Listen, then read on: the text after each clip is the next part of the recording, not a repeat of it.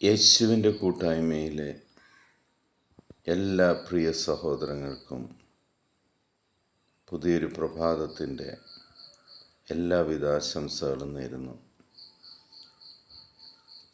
ദൈവപരിപാലനയാൽ ആശ്രയിച്ചുകൊണ്ട്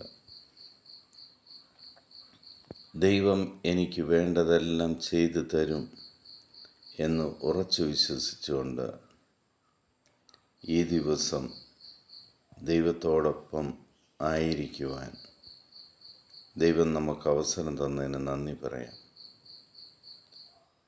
ഇന്ന് നമ്മൾ ശ്രവിക്കുന്ന തിരുവചന ഭാഗം പുറപ്പാടിൻ്റെ പുസ്തകം 14-ാം അധ്യായം 15-ഉം 16-ഉം തിരുവചനങ്ങൾ. കർത്താവ് മോശയോട് പറഞ്ഞു, നീ എന്തിന് എന്നെ വിളിച്ചു കരയുന്നു? മുൻപോട്ട് പോകാൻ ഇസ്രായേൽക്കാരോട് പറയുക. നിന്റെ വടി കയ്യിലെടുത്ത് കടലിനു മീതെ നീട്ടി അതിനെ വിഭജിക്കുക. ഇസ്രായേൽക്കാർ കടലിന് നടുവെ വരണ്ട നിലത്തിലൂടെ കടന്നു പോകട്ടെ.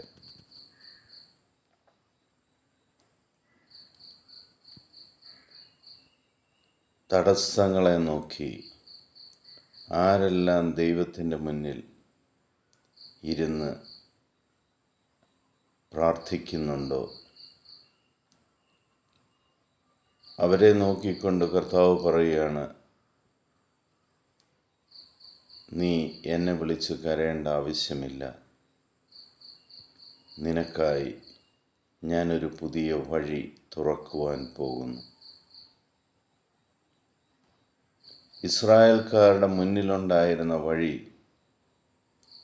ചെങ്കടൽ എന്ന് പറയുന്ന കടലിനും നടുവിലൂടെ അക്കരെ എത്തുക എന്നുള്ളതായിരുന്നു.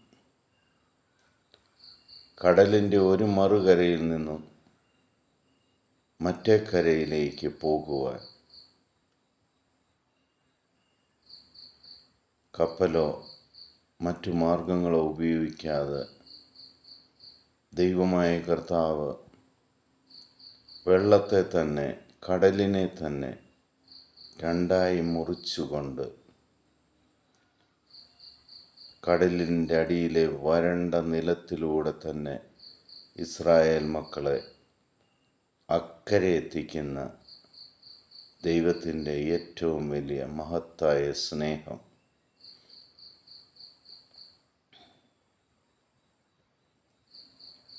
അതേപോലത്തെ സ്നേഹം ആർക്കും വിവരിക്കുവാൻ ലോകത്തിന് അസാധ്യമെന്ന് പറയുന്ന കാര്യം ദൈവം ഇന്ന് നിങ്ങൾക്കായി ചെയ്യുവാൻ പോകുന്നു. നിങ്ങളുടെ മുന്നിൽ പുതിയൊരു പാത ദൈവം വെട്ടിത്തെളിക്കുവാൻ പോകുന്നു.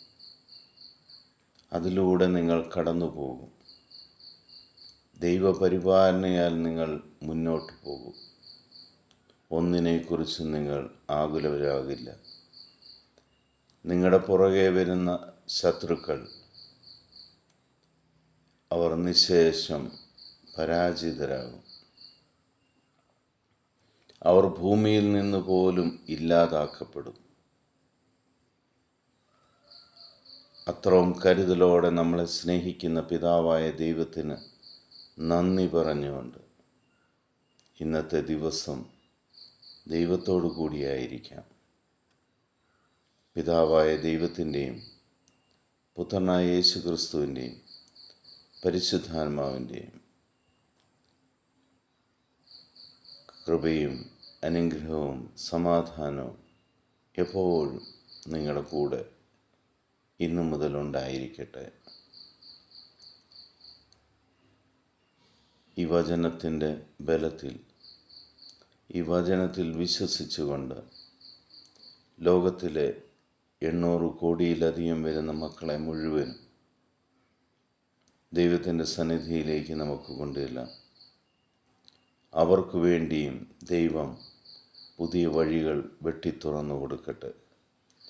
ദർശനങ്ങളിലൂടെയും അത്ഭുതങ്ങളിലൂടെയും അവർ യേശുവിനെ കാണുകയും യേശുവിൽ വിശ്വസിക്കുകയും ചെയ്യട്ടെ.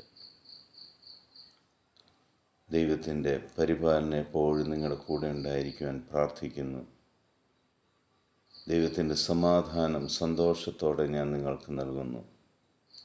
ഈശോ മിശിഹായ്ക്ക് സ്തുതിയായിരിക്കട്ടെ.